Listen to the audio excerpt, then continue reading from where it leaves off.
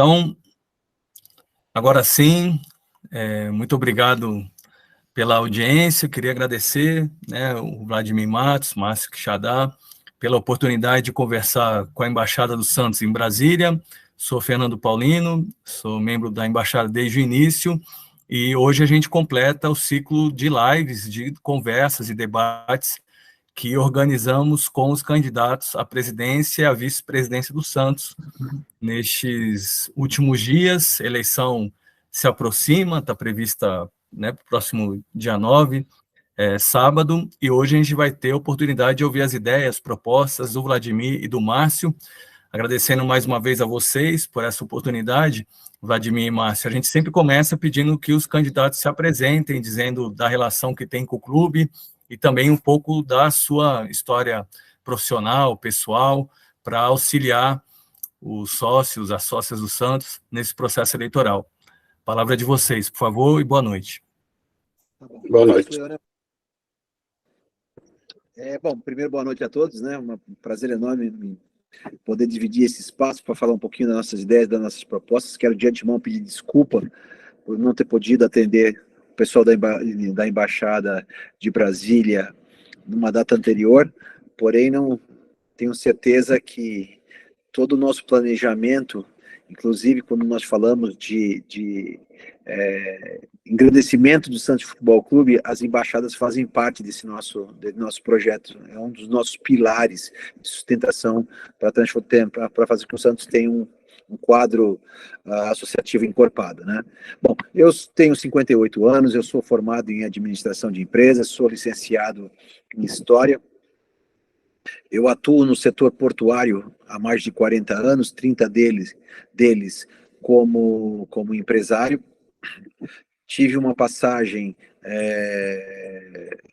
de mais de 10 anos em clubes de futebol aqui da Baixada Santista, tanto no profissional quanto nas categorias de base.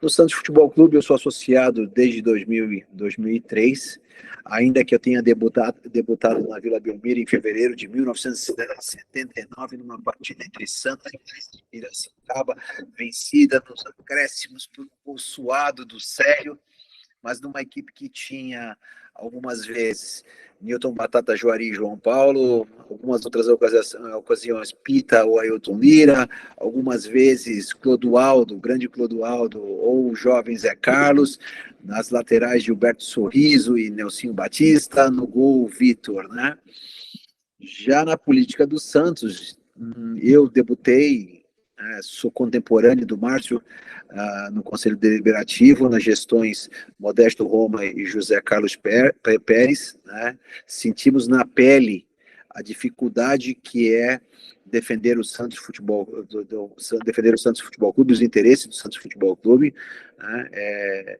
Porém, foi uma experiência importante para que a gente hoje pudesse estar pleiteando essa oportunidade de gerir os destinos do nosso querido Santos Futebol Clube. Obrigado, Vladimir. Acho que é importante você também se apresentar, Márcio, por favor, com essa bandeira tão linda atrás de você. Isso, a bandeira faz parte aqui da apresentação também. Eu sou Márcio Adolfo Quixadá, eu tenho 67 anos, eu sou advogado militante, sou especializado na área do direito societário e tributário, tenho especialização em finanças e em governança corporativa, atuei por mais de 10 anos em empresa internacional de auditoria, a PricewaterhouseCoopers, onde eu fui gerente sênior de auditoria, tive passagens também corporativas em grandes empresas, como conselheiro e como diretor, fui presidente do Conselho de Administração de uma empresa de capital aberto, e a minha história no Santos começa... Eu sou paulistano de coração, eu nasci no Rio de Janeiro, eu vim para São Paulo com 15 anos de idade e sempre gostei muito de esporte, o esporte faz parte da minha vida. E eu, nessa época, estudava num colégio aqui de São Paulo, Santo Américo, e jogava muita bola, e na época eu tive a oportunidade de vivenciar e presenciar o Pelé jogando ainda em alto estilo. no ano de 72 e particularmente no ano de 73, que nós dividimos o título com a Portuguesa. Eu me recordo muito do jogo no Pacaembu, ainda na primeira fase do Campeonato Paulista, que o Santos começou perdendo o primeiro tempo de 2-0, e no segundo tempo, com a atuação magistral do Pelé e do Edu, a gente virou o jogo 3-2, isso não sai da minha memória. Também a final, que nós acabamos dividindo o título com o erro aritmético do Armando Marques, aí faltava ainda bater o Pelé e o Edu, se eu não me engano também o Carlos Alberto, e essa é a minha história de torcedor santista. Mas no caso da atuação política, eu entrei no quadro associativo do Santos em 2002, eu tive 2 mandatos como conselheiro.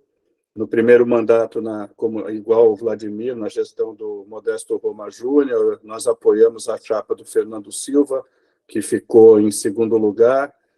Eu estou na política do clube desde a época que entrou o Laor, né? O pessoal que ganhou a eleição em 2010, eu sempre tive atuação com a Resgate Santista, depois segui também os caminhos com outros grupos que são sucedâneos na Resgate, e o meu segundo mandato como conselheiro foi na gestão do Zé Carlos Pérez,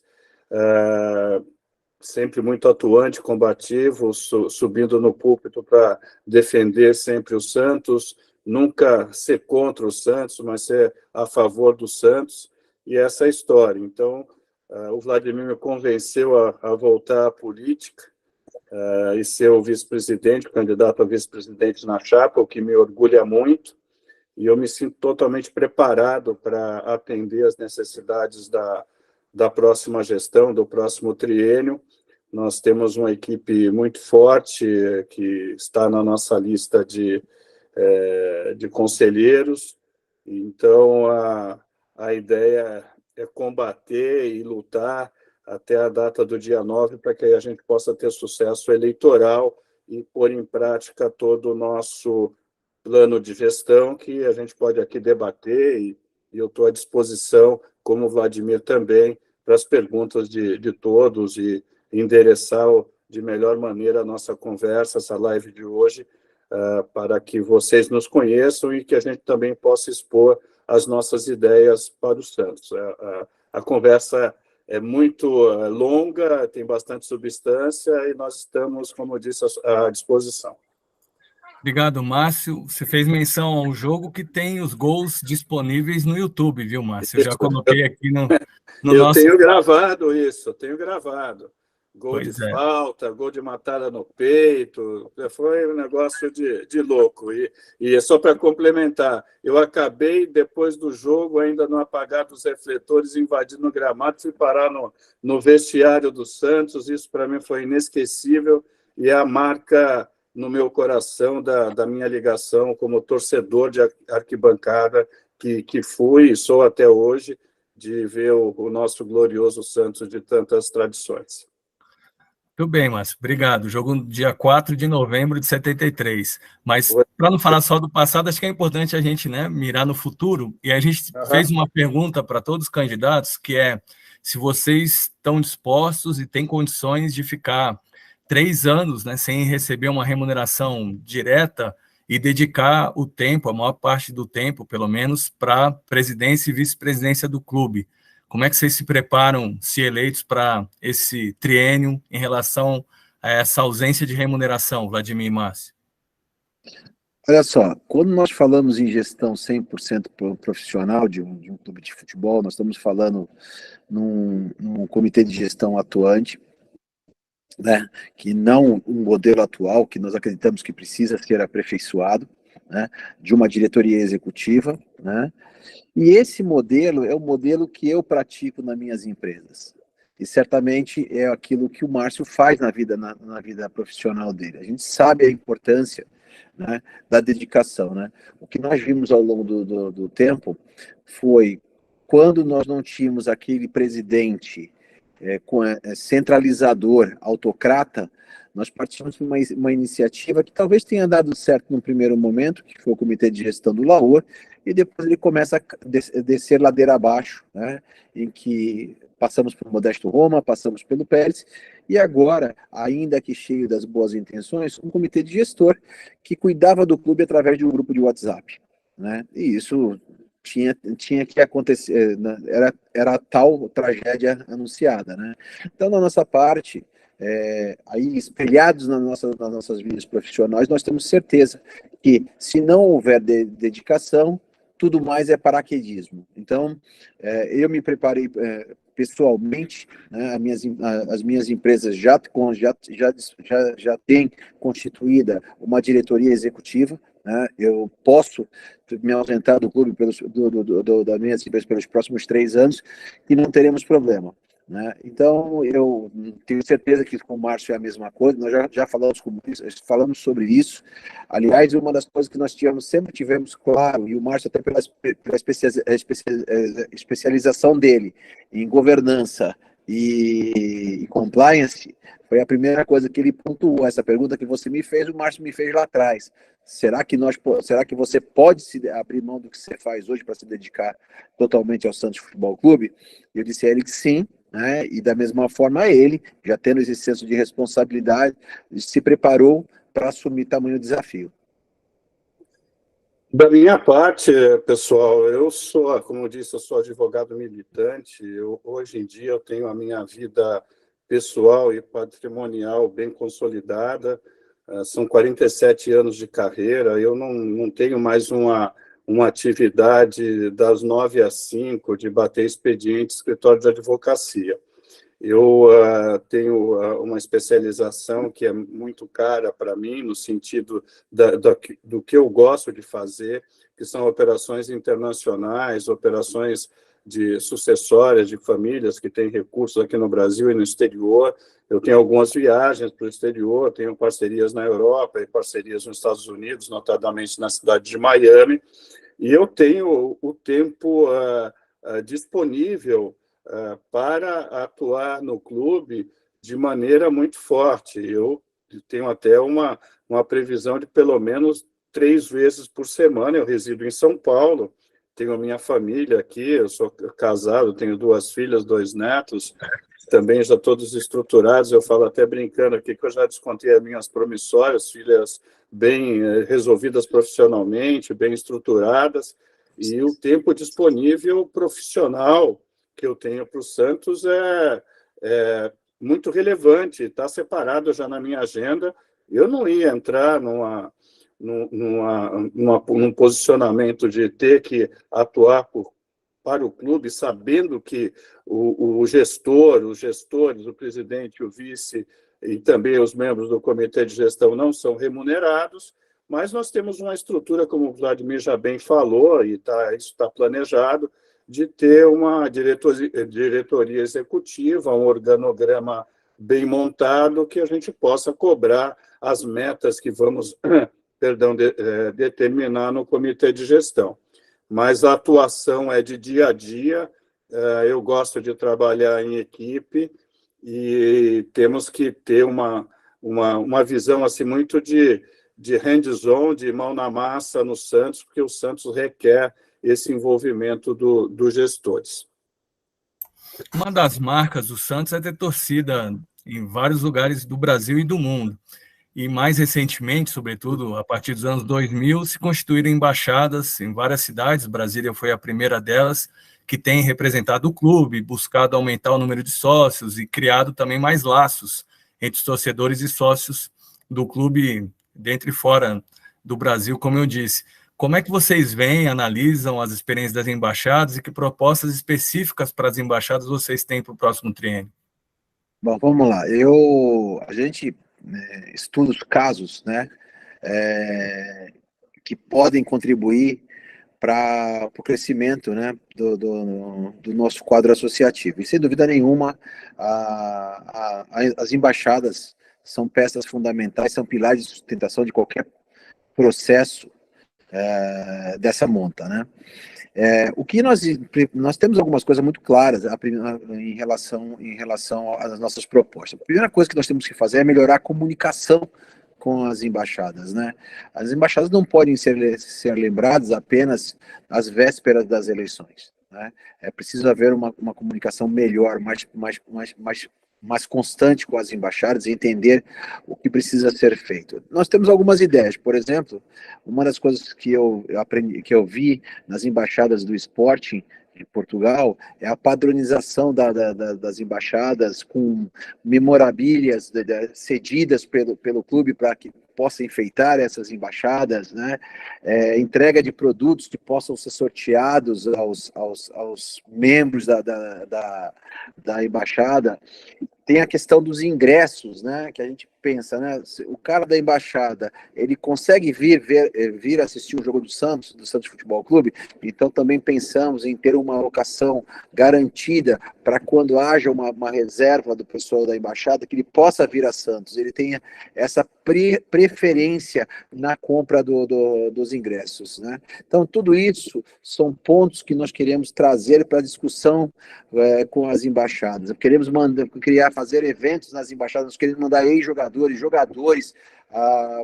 em dias de jogos para estar junto com as pessoas da embaixada. Nós queremos buscar patrocínios para as embaixadas para que elas se tornem viáveis economicamente. O que nós esperamos em troca? Aumento do nosso quadro associativo. As embaixadas possam expandir o número de associados. E isso não é alguma coisa utópica, até porque eu cheguei a mencionar para o Fernando offline, né, que o Internacional trabalhou, é o nosso benchmarking, né, trabalhou de forma brilhante, né, essa iniciativa de apoiar e incentivar a constituição de embaixadas. Então, para nós é muito claro, né, que algo precisa ser feito, nós precisamos sair da inércia, né? E ela começa por entender os problemas que existem em cada uma das embaixadas, porque se nós não tivermos esse entendimento, vai ser difícil melhorar esse nosso relacionamento, vai ser difícil crescer e vai ser difícil expandir nosso corpo associativo. O Vladimir já disse tudo, Fernando, e você comentou da importância do Santos a nível do Brasil, né? Eu diria que é a nível mundial, não é só embaixadas aqui no nosso país, mas também buscar no exterior também, valorizar o santista onde que ele estiver. Isso está muito ligado até o programa do Sócio Rei, de valorar e incrementar o número dos sócios. Nós temos uma receita, e aí eu falo do lado financeiro, que é a minha especialidade. Quando a gente olha a receita do clube no tocante aos seus sócios, é deprimente, né? E até o sócio é muito maltratado, e aí inclui essa relação com as embaixadas e todos os sócios que estão espalhados aí no Brasil. Os sócios que estão fora da Grande São Paulo ou de Santos, propriamente dita, ele tem que ter um tratamento diferenciado. Eu digo até que um sócio que está fora dessas jurisdições, ele é um abnegado, porque ele é sócio, contribui para o clube e recebe muito pouco em troca. E eu vou dar um dado agora para todos vocês, que nós acabamos de receber da eleição. Nós temos quase 8 mil votantes online, 7 mil e pouco, que estão aptos para votar, que mudaram domicílio, e 16 mil sócios aptos, né? A diferença seria um voto presencial, quase semelhante à proporção da eleição passada. E quando a gente olha na entrada do app do Sócio Rei, nós temos lá 34 mil sócios torcedores. Eu faço aí uma conta ligeira, que nós temos cerca de 17 mil ou inadimplentes, na sua grande maioria, ou sócios que não têm ainda o direito do voto, né? Pelo corte lá do estatuto, 1 ano, 3 anos, tem muitos sócios novos que são considerados não aptos para a eleição. Então, o Santos, com essa quantidade de inadimplentes ou não aptos, e para uma quantidade baixíssima para uma torcida que tem cerca de 6 a 7 milhões de torcedores ou simpatizantes no Brasil, é um número muito baixo e muito aquém das possibilidades que o Santos teria de gerar receita com a associação de torcedores, ou torcedor raiz, ou torcedor simpatizante, que esteja espalhado no Brasil inteiro. Então, a valorização desse associado que está fora aqui do estado de São Paulo, para nós é muito importante, é vital. Nós temos que sobrepor esse número que, para o Santos, eu reputo como deprimente, vergonhoso. Nós temos que aumentar o nosso quadro de sócios urgentemente, e isso faz parte do nosso plano de gestão e está totalmente vinculado a essa minha colocação, com a vida das embaixadas, né? De termos uma padronização, valorizarmos todas as pessoas que defendem as cores do Santos espalhadas no Brasil inteiro. Essa é uma preocupação que o Varley Felipe manifestou aqui no chat no YouTube, né? Agradecendo aqui a participação do Varley, que dá boa noite e insiste nesse ponto, né? Que grande parte da torcida do Santos está fora de Santos, por que não dizer de São Paulo, e o que vocês pensam para esses torcedores. Vocês já falaram da necessidade de reformulação do sócio-rei, o que pode trazer, entendo eu, benefícios para as pessoas que estão mais distantes da Vila Belmiro, e, né, o Varley complementa que, de alguma maneira, também estabelecer algumas medidas pode trazer benefícios e turismo para a cidade de Santos, realizando o sonho de santistas que querem conhecer a vila e levar turismo para a cidade de Santos. Vocês gostariam de agregar algo mais sobre isso? Eu até aproveito para perguntar em relação ao acesso a camisas e produtos licenciados pelo clube, que também não chegam a pessoas de fora do estado de São Paulo, com as mesmas possibilidades que existem para quem mora mais próximo à Vila Belmiro. Como é que vocês agregariam mais informações e possibilidades relacionadas a essas pendências e demandas, por favor? Olha só, o problema de produto licenciado, né, e a gente precisa dizer que isso não acontece só no Santos Futebol Clube, que é uma relação que não está totalmente resolvida, né? Na verdade, é uma relação mais de comprador e fornecedor do que de licenciamento, né? As camisas, por exemplo, são uma delas, né? Existe só para dar um dado para vocês, quando o Flamengo tinha a Olímpicos como fornecedora, ela vendia 1 milhão de camisas. Com a Nike, ela vende 500 mil. Por quê? Porque o produto da marca, ele sobrepõe o interesse sobre o clube. O clube é só mais um produto que ele tem a vender, é só mais uma forma de expor a marca, né, diante de milhares de pessoas que acompanham nas televisões, nos canais abertos e nos canais fechados. Porém, a prioridade é dada para os pontos de vendas onde eles já atuam, onde eles vendem as suas próprias, vendem uma sunga, maiô, roupa de academia, roupa fitness, essas coisas, né? E aí você tem um problema que normalmente falta variedade, falta locais de distribuição e principalmente preço, né? Que eu acho que é o grande problema que hoje nós enfrentamos. Por quê? Porque esses fabricantes, eles pensam naquele torcedor raiz, que é aquele cara que não discute o preço da camisa, ele simplesmente paga. E ele deixa de lado aquelas pessoas que nós chamamos do torcedor comum ou simpatizante, né? Que não está disposto a pagar R$400 numa camisa. Então essa relação, ela precisa ser invertida, né? Nós queremos estabelecer uma relação de licenciamento muito clara com quem quer que seja Nike, seja Umbro, seja Diadora, seja New Balance. O fato é que nós precisamos ter produtos que cheguem aos nossos torcedores, que cheguem aos pontos de venda mais perto deles, seja online, ou seja através das plataformas online, ou através das lojas físicas, né? E principalmente com preços acessíveis, né? A gente precisa ter isso.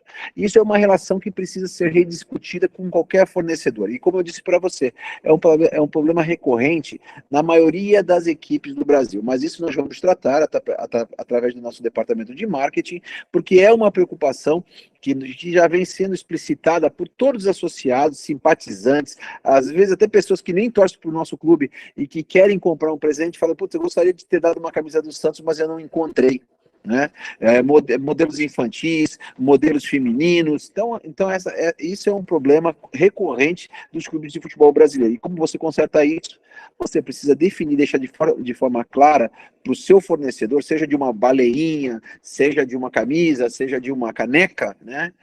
Que você né, é cliente dele e você precisa ser respeitado como tal. Uhum. E até complementando isso que o Vladimir acabou de expor, Fernando, você citou, né, de ter oportunidade de comprar produtos na Santos Store, na Vila Belmiro. Eu frequento a Vila, tenho ido até comprar alguns produtos recentemente e fico até assim, abismado. A camisa oficial, por exemplo, ainda está com o PixBet, porque o fornecedor fabricou um determinado lote, você não encontra a camisa que o clube joga hoje. Tem dificuldade de tamanho, não tem produtos para todas as idades, ou de gênero, feminino, masculino, falta realmente estoque. E veja, ali na nossa casa, na Vila Belmiro, imagine no restante. E eu até, há um tempo atrás, fiz uma compra no site da Torcida Jovem. Tem uma variedade enorme de produtos, fiz a compra online, chegou na minha casa em tempo muito rápido.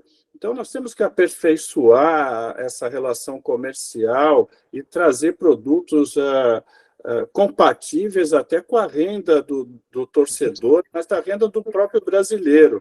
Isso é uma discussão que tem que ser feita com o fornecedor, que seja a Umbro, que é que nos atende atualmente e tradicionalmente nos atendeu, e qualquer outra marca. Qualquer promessa agora de qualquer outro candidato que já tem algo conectado, eu não gostaria nem de botar isso como um peso muito grande. Nós temos que rever a relação com o fornecedor atual e buscar uma gestão, um relacionamento que atenda o associado dentro desse programa de valorização do sócio, de tratar bem o sócio. Você falou das excursões em Santos, gerar receita para a cidade. Nós temos lá o Memorial das Conquistas, temos coisas para apresentar. Então, tudo isso, a gente vai falar de arena daqui a pouco, está tudo isso envolvido. Bom, a gente tem uma pergunta do Eduardo de Carvalho Neto, que é membro aqui na Embaixada sobre a Base, mas só para terminar esse giro sobre ações dedicadas ao público mais distante da Vila Belmiro, acho que era importante ouvir vocês falarem sobre comunicação, marketing e medidas de formação de torcida, né? Porque o Baleião e a Baleinha, por exemplo, são um caso de sucesso, mas a gente não encontra com facilidade produtos dedicados ao público infanto-juvenil. Vocês têm alguma proposta, algum projeto dedicado à formação de novos torcedores? Olha só, em relação aos novos torcedores, nós temos algumas metas específicas, tá? Um dos modelos que nós entendemos que vai gerar atração desse público, né? Ainda que eu queira dizer para você que o perfil da torcida do Santos, nós precisamos quebrar, que já virou lenda urbana, tá? A torcida do Santos já é mais jovem hoje, tá? Já não é aquela coisa que diz, é tudo velhinho, não, isso não é verdade, tá? A torcida do Santos, desde a geração Robinho até a geração Neymar, houve sim um rejuvenescimento da torcida.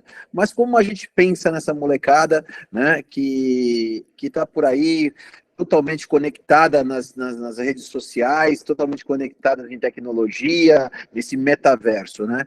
Nós queremos apostar bastante em algumas outras, primeiro em algumas modalidades, né? Por exemplo, o futsal, ele precisa ser revalorizado no Santos Futebol Clube, ainda que o foco dele, no nosso entendimento, seja voltado mais para o futebol de campo, né? Pensando sempre naquelas crianças, né? Isso é uma fonte de atração de crianças, sem dúvida nenhuma. Nós temos as escolinhas também é muito importante nesse processo de atração da criançada, mas acima de tudo o eSports. a tecnologia está aí, ela precisa caminhar com a gente. Nós devemos ter nos próximos dias uma live com uma especialista em tecnologia, um especialista em marketing, para falar como é que nós vamos jogar esse mundo virtual na vida dessa molecadinha santista. Nós achamos que isso é um caminho importante, né, para trazer essa molecadinha para perto do Santos. Temos algumas ideias, obviamente, né, mas precisam ser trabalhadas, né, não é uma coisa de imediato. Já nós pensamos em ter uma equipe de e-games para disputar as competições, né? Então, porque o futebol tem um limitador, né? Vamos admitir que violência no estádio, preço de ingressos, a falta de opção, porque as emissoras de televisão controlam as aparições de clubes como o Santos Futebol Clube. Para ela é muito mais interessante fazer com que o torcedor do Santos compre o pay-per-view e não esteja na TV aberta. Então, nós precisamos pensar no streaming também, que está negociado com a Rede Globo até 2025, se não me falha a memória. Até nós tínhamos uma preocupação de que o Andrés Moedas não negociasse os próximos direitos na modalidade all-in, que eles fossem separados em TV aberta, TV a cabo e pay-per-view, né, para que a gente pudesse escolher o melhor caminho para nós. Enfim, para atrair para chegar desse torcedor mais novo, longe da Vila Belmiro, a tecnologia será a nossa parceira. Bom, a gente ainda tem 15 minutinhos aqui, eu vou tentar ser mais rápido nas perguntas e vocês, por favor, nas respostas, né? O Edu pergunta, por falar em molecada, faz aqui uma pergunta, o Edu, sobre os meninos da Vila, né? Sobre a base que sempre salvou os Santos, revelando grandes jogadores. Vocês têm algum planejamento para criar um CT de base e profissionalizar essa formação de bons jogadores para o clube? Cara, vou falar uma coisa para você, que esse aqui acho que é o nosso objetivo maior, né? Meu e do Márcio, né? Transformar o Meninos da Vila numa marca de reconhecimento, reconhecida internacionalmente. Fazer com que a base do Santos Futebol Clube seja de fato de direito a melhor do Brasil. E como fazer isso? Primeiro, necessariamente, a gente tem as necessidades de investir na estrutura, que é a construção do CT de base. Ele precisa acontecer. Seja em Santos, seja na Praia Grande, seja no Guarujá, seja em São Vicente, seja em Cubatão, ele precisa acontecer e vai acontecer. Está entre as nossas prioridades dos 100 dias. Fora isso, nós precisamos melhorar, ampliar a base da pirâmide de captação. Então, nós precisamos estreitar os relacionamentos com os projetos sociais aqui da Baixada e do restante do Brasil. Nós precisamos ampliar a nossa rede de franquias. Nós precisamos melhorar o nosso relacionamento com os clubes co-irmãos aqui no estado de São Paulo. São 72 clubes disputando as categorias de base anualmente. Nós precisamos melhorar e capacitar o nosso quadro de observadores.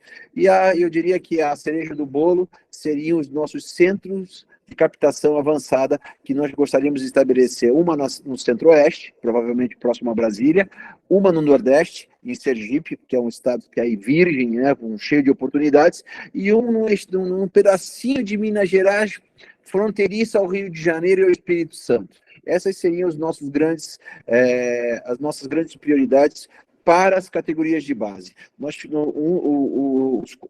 O time do Convocados, que está trabalhando com a gente nesse projeto, né, para o Santos Futebol Clube, eles fizeram um estudo, ainda que empírico, que de 2013 a 2022, o Santos deixou de arrecadar 200 milhões de reais em jogadores que, por alguma razão, saíram do Santos Futebol Clube sem terem sido aproveitados na equipe profissional. A gente pode dar o exemplo de Alan Patrick, Felipe Anderson e tantos outros que saíram aqui do Santos Futebol Clube sem terem tido a oportunidade devida na equipe principal. Então, nós tratamos a base como uma joia da coroa. E aí, fazendo uma observação que eu julgo importante, e acho que o Márcio, eu tenho certeza que o Márcio concorda comigo. O futebol profissional precisa se espelhar no que se joga na base, e não o contrário. O cara passa 10 anos na base, ele sobe para jogar de uma forma diferente do que ele aprendeu durante 10 anos? Não.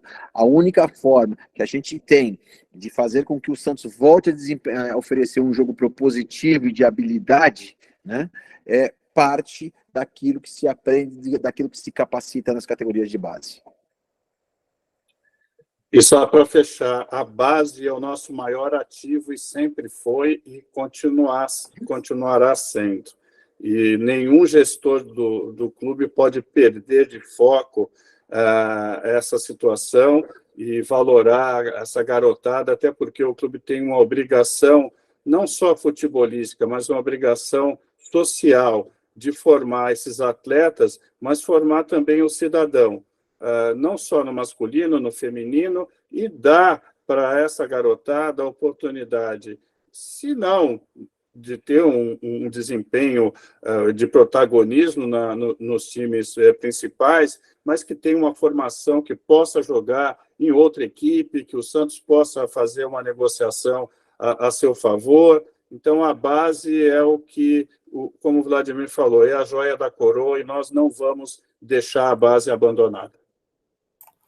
Em relação ao futebol feminino, que propostas vocês têm, Vladimir e Márcio, por favor? Olha só, o futebol feminino do Santos foi deixado de lado nos últimos anos, né? Então, a gente já sabe que a equipe vai participar de uma Libertadores da América no próximo ano, né? E nós não temos ainda condições de dizer que as meninas da base vão subir para a equipe profissional, né? Até porque a base ela não está na cidade de Santos, é uma parceria que existe com o Instituto de São Paulo. Então, a primeira coisa que a gente vai ter que fazer para devolver o protagonismo imediato para as meninas é reforçar essa equipe. Nós queremos entender como é que está funcionando hoje todo o departamento, nós queremos ter pessoas dedicadas ao departamento de futebol feminino adulto, porém, em paralelo, nós pretendemos implantar a base do futebol feminino em Santos, na cidade de Santos, e não mais em São Paulo, né? Nós tivemos várias meninas da região, a Baixada Santista são 1.800.000 habitantes, que não jogam no Santos Futebol Clube porque não tiveram a oportunidade de frequentar as equipes de base. Então, nós queremos mudar esse processo, dando a elas as mesmas condições que hoje nós batalhamos, que nós iremos batalhar para as equipes de base masculina. Então, investir de imediato no fortalecimento, né, da equipe profissional feminina, com reforços pontuais e assertivos, e ao mesmo tempo estruturar o caminho para que essas meninas, para que a gente possa ter a nossa base próximo à Vila Belmiro. Vladimir, Fernando da Hora, integrante aqui na Embaixada, né? Obrigado, Fernando, também pela audiência, diz que gostou das ideias referentes às categorias de base e pergunta se vocês têm alguma ideia para o resgate da marca Pelé. Olha, a marca Pelé, para nós, se fala muito em comprar. Você não precisa comprar a marca Pelé, você pode licenciar a marca Pelé, que eu acredito que seja um ativo muito importante para o Santos e reciprocamente para a empresa que detém a marca, né? As duas marcas caminham juntas. As duas marcas, e elas podem ser trabalhadas conjuntamente, né? Então, para nós, a intenção, o Márcio é o cara que vai viajar para o exterior atrás desses bons negócios, né? É o Márcio que está encarregado em procurar lá o homem, né? Se der um desconto, a gente até compra, né? Mas se não der o desconto, nós apelamos para o licenciamento mesmo. Nós temos que resgatar a marca, resgatar a imagem do rei, e a cada minuto 10 lá na Vila Belmiro é emocionante. Então, nós não podemos desassociar a marca Pelé nunca do Santos Futebol Clube. Então, isso está no nosso foco e, como o Vladimir já deu essa missão, eu já estou pensando em como fazê-la e isso é muito importante para o clube e para todos nós que somos torcedores do Santos. Uma das preocupações que surgiu ao longo dessas lives que tivemos foi de profissionalizar o futebol profissional, com mais serviço de estatística, com mais estrutura. O que vocês têm a dizer sobre o futebol profissional masculino para os próximos anos? Olha, tudo que a gente fala a respeito do futebol profissional não é pensado ou planejado de forma empírica. Nós nos baseamos em exemplos de sucesso. Podemos citar três casos pontuais de clubes que investiram na profissionalização do futebol. Isso começa numa diretoria executiva e chega até o departamento de scout, né, em que todos eles, além de terem estabelecido um modelo esportivo que precisa ser seguido do profissional às categorias de base e vice-versa, né, que permita contratações assertivas, que permitam a formação de plantéis equilibrados, que permita um orçamento dentro daquilo que o clube possa pagar. Essa é a grande. E mais uma vez, né?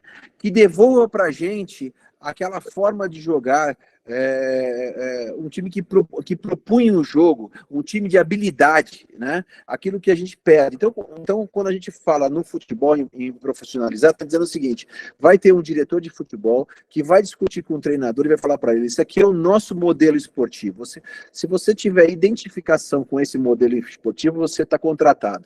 E assim vai valer para o cara de scout, assim vai valer para o cara de avaliação de desempenho, e assim vai valer para o departamento de saúde. Nós não podemos sair de um Felipe Diniz e terminar num Paulo Turra.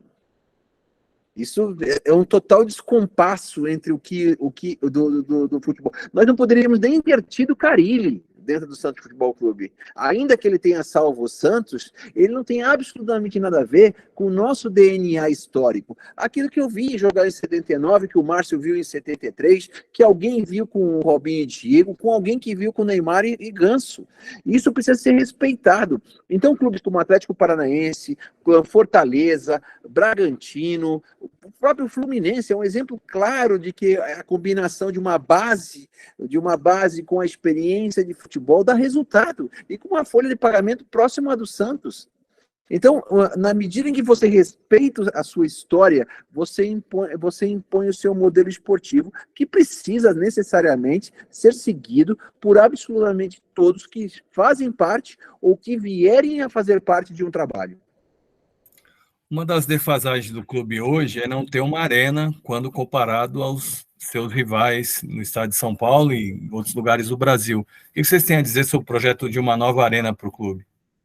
Olha, a arena é um dos pilares de sustentação do nosso projeto esportivo, né? Assim que nós assumirmos a presidência, a nossa intenção é nos reunirmos com a W Torre, nós primeiro para entender a situação financeira da própria empresa, né? Depois daqueles rumores de uma dívida com o Palmeiras, nós realmente ficamos um pouco preocupados. Depois disso, entender o que foi tirado do projeto original e o que se apresenta hoje, o que é possível trazer de volta, o que não é possível trazer de volta, o custo da obra, as cláusulas que estão sendo negociadas, né? Mas a gente, acima de tudo, precisa ter responsabilidade e senso de urgência, né? Porque nós não podemos perder de vista os interesses do Santos, do associado e do torcedor. Mas para nós é muito claro, né? Que o associado não se engane quando ele escuta: olha, eu vou fazer um pool de 4 construtores e vou levantar uma arena. Não vai. Não vai. A MRV, que é especialista em construções pesadas, está tendo problemas com a Arena do Galo, né? A W Torre tem 2 coisas que nós entendemos como vitais para um projeto como esse. A primeira é o conhecimento na arena, da construção em si. E o segundo, tão importante quanto, como se opera uma arena no que diz respeito a espetáculos, no que diz respeito a eventos, no que diz respeito a shows. Ela tinha um cheque de 150 milhões para entregar para o Palmeiras. Sinal de que fez bem feito o seu trabalho. Então, para nós, é fundamental que isso aconteça. Também faz parte do nosso projeto de 100 dias tirar finalmente do papel a construção da arena. E isso vai ser feito com responsabilidade e senso de urgência. Vladimir, Perdão, Márcio. Ô, Márcio, desculpa, como o Vladimir está com o horário apertado, se vocês me permitem, acho que o Vladimir podia fazer as considerações finais e a gente continuar com você, pode ser, Márcio? Porque aí já tem uma pergunta, né, sobre as SAFs, eu acho que era importante, falar de Arena ainda, quero falar um pouco de Arena com você. A gente fala de Arena daqui a pouquinho também, mas vamos lá, Vladimir, acho que era importante você fazer suas considerações finais antes de você partir, por favor.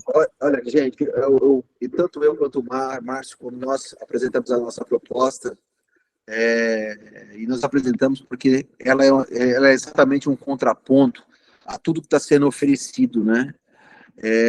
Nós pretendemos eliminar do clube um modelo de administração sem racionalidade, insustentável, que caminha de lado e que é incapaz de lidar com todas as exigências do futebol brasileiro atual. O Santos tem um orçamento de 280 milhões de reais.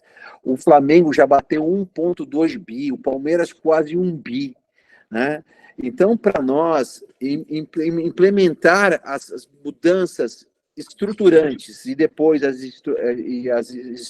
estruturais que contrapõem esse modelo que nos levou a esse atoleiro que nós estamos hoje. Vocês podem lembrar, talvez os mais jovens nem tanto, que começa nos anos 60 com a compra de um hotel, depois passa por um período que ninguém queria ser presidente do Santos Futebol Clube, talvez tenhamos tido um dirigente corintiano, presidentes impedidos, presidentes expulsos, contas reprovadas, Edmundo, Carlos Germando, Valdo, Leandro Damião, Cueva, esse tipo de modelo autocrata, concentrador, né, que tanto mal causou ao Santos Futebol Clube. A nossa proposta é 100% de governança profissional com foco no futebol. É isso que o nosso compromisso com o torcedor e associado do Santos Futebol Clube, tá bom? Eu peço desculpas, mas eu quero te agradecer esse espaço, essa oportunidade, e vamos falando. Um abraço a todos, uma boa noite, tá bom? Obrigado, Vladimir. Até a próxima. Márcio, você queria completar ainda a questão da Arena e depois a gente já emenda a SAF, por favor. Vamos na sequência, Fernando. Essa parte da Arena corrobora tudo que o Vladimir falou. Eu, como advogado que sou, e como até eu mencionei, advogado societário, estou muito ligado nesse assunto da Arena, tentando interpretar como que esse memorando de entendimentos foi firmado. Nós temos extratos desse memorando de entendimento, nós não temos acesso à totalidade desse documento. Esse documento ficou privado dentro do Conselho Deliberativo. Eu acredito que até poucos conselheiros atuais têm o domínio total desse documento, mas, pelo que eu sei, a W Torre tem um prazo para esse memorando, que é de cerca de 24 meses. Os projetos estão conclusos. Nós temos a situação ainda do plano diretor da prefeitura, da forma de incorporação, da execução da obra, dos andares, né? Ela tem um impacto ali no bairro. Então, todos esses pontos estão sendo tratados e até onde nós temos a informação do presidente atual, essas negociações estão em curso. A Arena, nenhum clube que queira ter protagonismo no futebol, não só no Brasil, como no exterior, nós temos exemplos na Premier League, nos campeonatos europeus, em Portugal, na França, na Itália. Você ter uma arena é um ponto de receita, de geração de receita. Nós acabamos até de falar recentemente de trazer turismo para Santos, visitar. A Arena vai ter o seu match day, valorar a relação do sócio com o clube, fidelizar o sócio e o clube ter uma possibilidade que hoje a Vila Belmiro, infelizmente, não nos permite ter, um acesso maior dos torcedores. A Arena está projetada para cerca de 30 mil pagantes ou pessoas que vão assistir os jogos. E é nesse sentido que a gente quer gerar mais receitas e o mais importante, se esse contrato estiver ferindo qualquer interesse do Santos Futebol Clube, a nossa gestão vai ser a primeira a denunciar essa situação. Mas nós queremos entender primeiro como é que está a situação da W Torre, o que ela propõe para o Santos Futebol Clube e que essa arena seja um vetor da melhora do clube na sua geração de receitas e propagação e valorização da marca do Santos e do bem-estar do associado. E por falar em receita, Márcio, acho que era importante ouvir a opinião de vocês sobre as SAFs, né? Que tipo de possibilidade vocês imaginam em relação a esse tema? A SAF é um processo que vai demandar, em primeiro lugar, o valuation, a valorização da marca Santos. Esse discurso que muitos propagam, aí eu sou contra a SAF porque vai vender o Santos. Não vai vender o Santos. O Santos tem travas estatutárias no seu artigo 5º, parágrafo 3º e 4º. O Santos sempre vai ser majoritário em qualquer operação societária de criação de uma nova empresa, de uma nova sociedade ou de conferência de ativos, de bens para uma nova operação empresarial. Então, não há essa discussão de vender o sócio, inclusive, Fernando, a Assembleia de Sócios, que é soberana, a Assembleia de Sócios que vai aprovar uma eventual SAF. Eu fico até com receio, alguns candidatos falam que em agosto, setembro, já tem uma SAF no Santos. Isso é mentira. A SAF tem que ser feita com cuidado, é um processo jurídico muito detalhado. Eu sou um conhecedor a fundo da Lei 14.193/21, que é a que instituiu a SAF. Nós temos como consultor o Dr. Rodrigo Monteiro Castro, que foi coautor, redator da lei. Ele está nos assessorando no entendimento de como esse processo tem que ser moldado para o Santos. O Santos não vai ter uma SAF de pacote, ou uma SAF que você vai num empreendimento mercantil, numa loja, e compra na prateleira. E também não vai ser uma SAF de afogadilho, que pela pressão financeira de endividamento, a gente vai achar e buscar qualquer investidor que vai tampar o buraco financeiro do Santos. O Santos vai ter a melhor SAF, mas a SAF do Santos, dentro de um processo de 1 ano, de 2, ele está no nosso plano de gestão, é ponto-chave para o engrandecimento do clube, para trazer mais receitas, para que a gente possa passar de patamar. A SAF é esse veículo. E a SAF pode até se transformar na sequência. Eu estive até recentemente, antes do início da campanha, na Comissão de Valores Imobiliários do Rio de Janeiro, tratando de governança de futebol e o futuro da SAF. Então, quando se olha em Comissão de Valores Imobiliários, é a abertura de capital, de ter a debêntures FUT, de captar recursos junto a instituições financeiras, no mundo financeiro, com taxas adequadas, de longo prazo, para a gente sair do afogadilho financeiro. Então, a SAF é esse processo, as travas e gatilhos, e aí, de novo, tem que ter um acordo de acionistas, onde que o Santos seja o grande gestor dessa operação, não vai poder vender atleta a qualquer momento. Eu cito aí o caso do Botafogo, que já o investidor já coloca os jogadores no exterior no interesse do seu negócio de fora, sem pensar no desempenho esportivo do clube aqui internamente.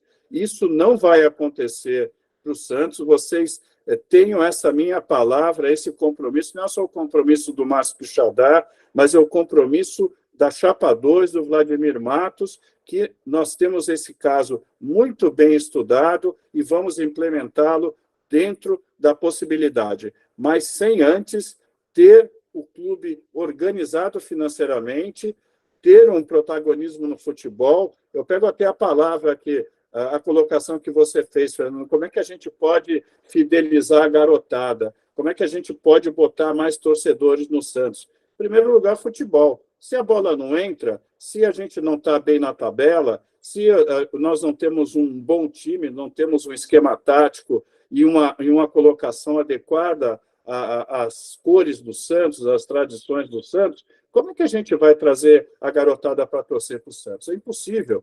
Eu estava assistindo o jogo do Fluminense, desculpa me alongar um pouco com isso, mas eu quero deixar isso muito bem pontuado. O time do Fluminense foi na Vila Belmiro e nos deu uma aula de futebol, com jovens, com talentos que vieram da base. Um time com esquema que foi, assim, demonstrou no início e todo o transcurso do primeiro tempo, o Santos ficava correndo atrás da bola. E eu ficava nervoso lá, 5, 6 minutos do Fluminense toca. Eu só tinha visto uma coisa parecida quando eu estive em Tóquio vendo o Barcelona derrotar o Santos por 4-0 lá no Yokohama Stadium, no Japão.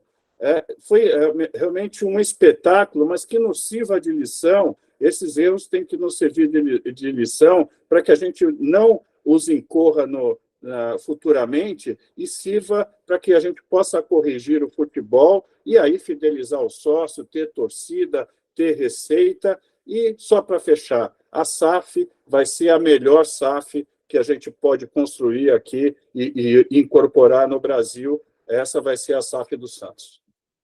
Márcio, antes de passar para as suas considerações finais, a gente recebeu também, ao longo do tempo, perguntas ligadas ao elenco e à equipe técnica, né? Vocês já teriam como adiantar algo relacionado à permanência ou não de Galo, Marcelo Fernandes, eventuais reforços? O que vocês têm a dizer sobre isso?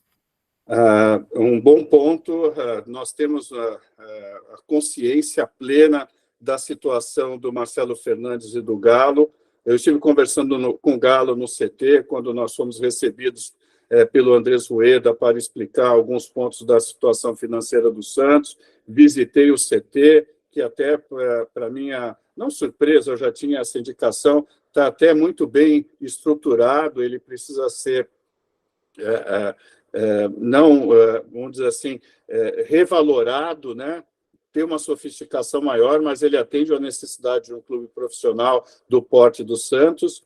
Hoje nós temos um elenco, Fernando, de cerca de 40 atletas. Uma folha bruta de 13 milhões. Essa folha ela foi incrementada nessa urgência, nesse afogo que nós tivemos aí no segundo semestre para tirar o Santos do fim da tabela. Então, tivemos que contratar reforços ali eu diria assim, na bacia das almas, tentando trazer o que era possível e a folha aumentou. Então, nenhum clube moderno que queira ter uma gestão de futebol adequada pode ter um elenco de 40 profissionais. E mais, nós vamos ter 7 profissionais que, com vencimento de contrato agora no final de 2023, e vão chegar 17 que estão em empréstimos, em situações fora do Santos, em outros clubes. Então, se você fizer a conta, de 40 saem 7, nós vamos incorporar praticamente um líquido de 10, e o elenco do Santos vai para a beira dos 50 atletas. Não é administrável essa situação. Mas, falando da comissão técnica, nós temos que respeitar o pessoal que está lá, mas não é a ideia do Vladimir e minha de manter uma estrutura que não dá o DNA esportivo do Santos. Nós temos que mudar isso, nós temos que buscar um elenco enxuto, dentro das possibilidades também financeiras, porque não podemos fazer nenhum tipo de loucura assumindo o clube a partir de 1º de janeiro, porque aí teríamos processos, tem rescisões de contratos, nós temos que ter muita responsabilidade nesse ponto. E responsabilidade também respeito com o profissional que está ali, que é um ativo do Santos. Está lá no nosso balanço patrimonial, lá no intangível, o ativo do Santos, tanto o futebol profissional e aqueles que vêm da base estão sendo profissionalizados. Me preocupa esse número, e a comissão técnica, nós vamos ter uma conversa, mas possivelmente, dentro daquilo que a gente espera do Santos, não eu diria que é remota a possibilidade de continuidade dessa comissão. Mas primeiro vamos ter uma conversa muito séria com o Galo e com o Marcelo para saber primeiro o que se passou, o que está se passando e focar naquilo que nós entendemos que é o DNA do futebol do Santos. Márcio, a gente ainda tem um tempo para as considerações finais. Queria agradecer você pela oportunidade e também fazer um agradecimento especial aqui ao Urbano Ferrari, que acompanha também essa live e que ajudou no contato com a chapa e está aí bastante empenhado na eleição de vocês. Então, acho que agora é o momento da gente ouvir suas considerações finais, temas que a gente não conseguiu abordar aqui e que você gostaria de expor para os torcedores e sócios que acompanham essa nossa conversa, por favor. Essa nossa conversa é muito produtiva. Agradeço Urbano, ao nosso coordenador político, pessoa-chave nesse processo eleitoral de campanha, meu companheiro de clube já de muitos anos, de boca de urna, de fiscalização de votação. É um grande santista, é um prazer sempre tê-lo conosco e ao nosso lado. Eu gostaria de agradecer a audiência, Fernando, também a oportunidade de estar expondo as nossas ideias para o Santos no próximo triênio. E eu gostaria até também, Fernando, se tiver a oportunidade, através do Urbano, não sei se você recebeu o nosso plano de gestão, que está ali detalhado o nosso programa, as nossas ideias e aquilo que a gente quer concretizar para o clube. Se não recebeu, faço questão que seja enviado para você e que você seja um propagador também das ideias e critique. Eu, inclusive, estou muito disponível. Se tiver alguma dúvida, quiser me acessar diretamente ou através do Urbano, eu e o Vladimir estamos disponíveis para os sócios do clube, para as sócias do clube, para trocar ideias, porque é isso que é o aprendizado. O que está na ponta é o sócio. E nós somos praticamente os mensageiros que vão entregar, no final das contas, um trabalho bem consolidado em prol do clube. E eu sempre falo, Fernando, nós estamos com essa propositura de candidatura para servir o Santos e não nos servir do Santos.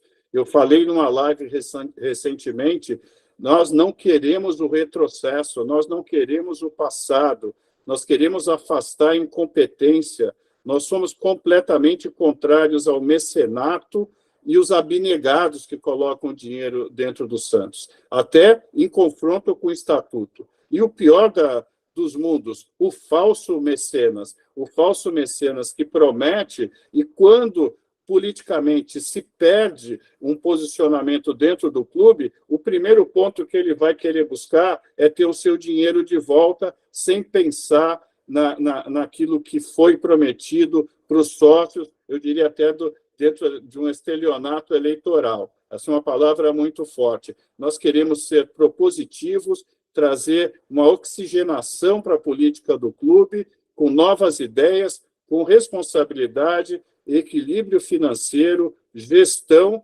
mas nunca perdendo o foco no futebol.